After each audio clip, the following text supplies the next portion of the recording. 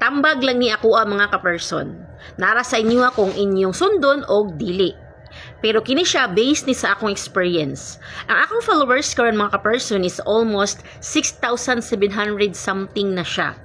Pero kanang 5,000 kapin mga ka-person, dili na siya organic. Nakuha na ako na siya sa ako ang pakipag F to F. Kanang 1,000 kapin mo na organic followers nako. Last 2 weeks ago, I decided nga mag-stop sa akong F to F o sugdan na ako ang organic engagement. What is organic engagement mga ka-person? I know you know it already. Mutanaw ta sa mga videos sa atong mga content creator, mo react ta, mo comment, and of course, mo follow ta sa person nga tag-iya sa video kung ganahan ta.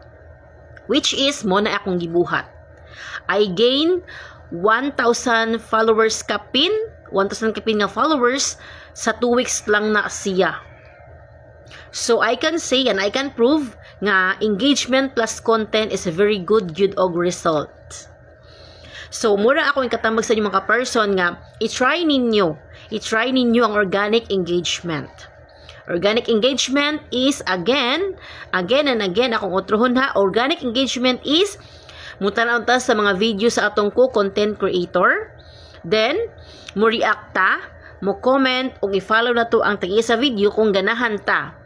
Nya dili ta pwede mo skip og videos sa atong newsfeed. Dapat ratsada gyud siya hotdon og tan-aw.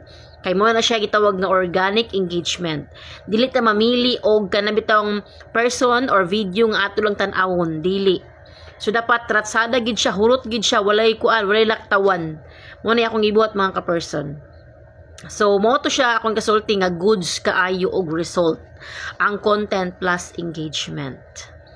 Mga ka-person, mula akong kasuggest sa inyo, muna akong kasulti sa inyo, muna akong katambag sa inyo nga, i-try ninyo og sulod ang organic engagement, mga ka-person.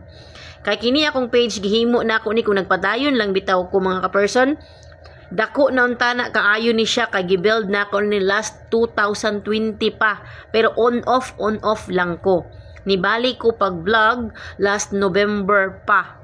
So, November, ang akong followers ato is 1.8 pa lang siya. So, mo to, gibuild na ako, nag-F to F ko, nasulod ko F to F, kaya abi man ako, kuan lagi ka na bitong atat kaita ba? Atat kaita nga, munda ka na atong followers. So, which is, dili man di ay siya maayo. Para sa ako, dili man di ay siya maayo. Mas maayo gyud ay nga mag-organic engagement ta. Karon na ko naka-realize mga ka-person. Kung nang gibimo na ako ni nga video kay para dili pa ulahi para sa inyo. Katong gagmay pagbalay nga wala pa siya kamutog 5,000. Pag organic engagement mo mga ka-person, i-prove gid ako sa inyo, maka-prove gid ko nga tinuod gid na siya. So mo ta kang kasulti mga ka-person.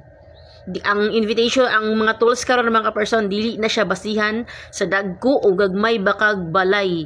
Kaya ang mga tools karon is for invitation. Sa mga na-invite na niya ng gagmay pag mga balay, congratulations sa inyo. I hope maapil pod ko ato.